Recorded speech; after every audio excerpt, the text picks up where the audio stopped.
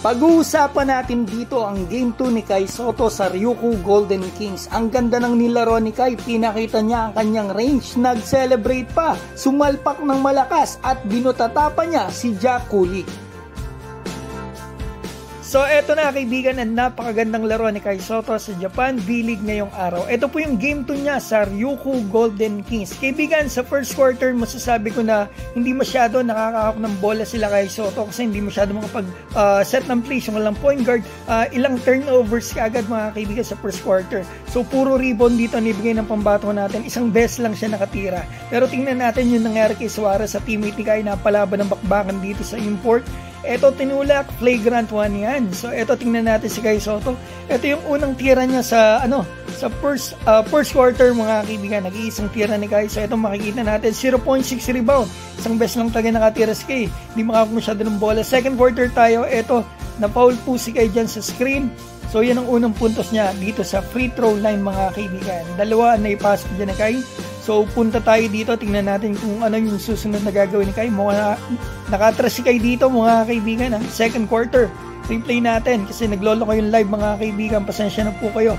At eto mga kaibigan, napakagandang galaw kay Kai. Yan ang mga gusto kong makita kasi syempre mga kaibigan, mga ganong score talaga yung mga gusto ko talaga para kay Kai. Yung mga pinapakita niya yung kanyang perimeters kasi meron naman po talaga siyang shooting sa perimeter at sa 3-point line. So ito napakagandang salpa kay Kai. Mga kaibigan, may power talaga yon. So tingnan natin dito, ang gandang galaw na naman kay Kai. Sinubukang iwanan si Jack Cooley, hindi lang pumasok. So ito tingnan natin. Second half, mga kaibigan, catch and shoot kay Kai Sotto. Mga kaibigan. So dito, naipapakita ni Kai yung ibang mga kaya niyang gawin mga kaibigan sa game na ito. So ayan, makikita natin sa poste. Natalo sila kay dito 59-87. At ito makikita natin talagang sumabay sila ng first and then natalo lang talaga sila sa third quarter and fourth mga kaibigan. Sumabay sila ng first and second. So ito makikita natin si Kai Sotto, yung quick highlights niya sa game na ito. Talagang nakakatuwa, ang ganda na nilaro niya, ang ganda ng mga galawan niya rito mga kaibigan at the same time.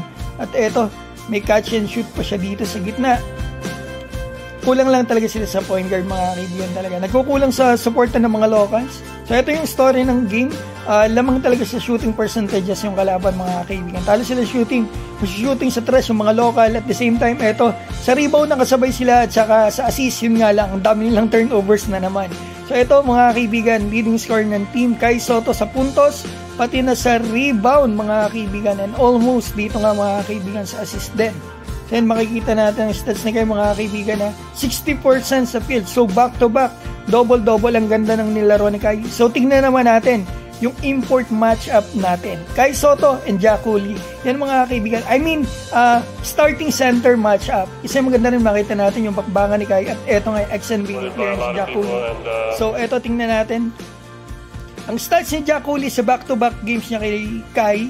Ito sila magkabantayan, 8.5 points, 6 rebound, 1.5 assists.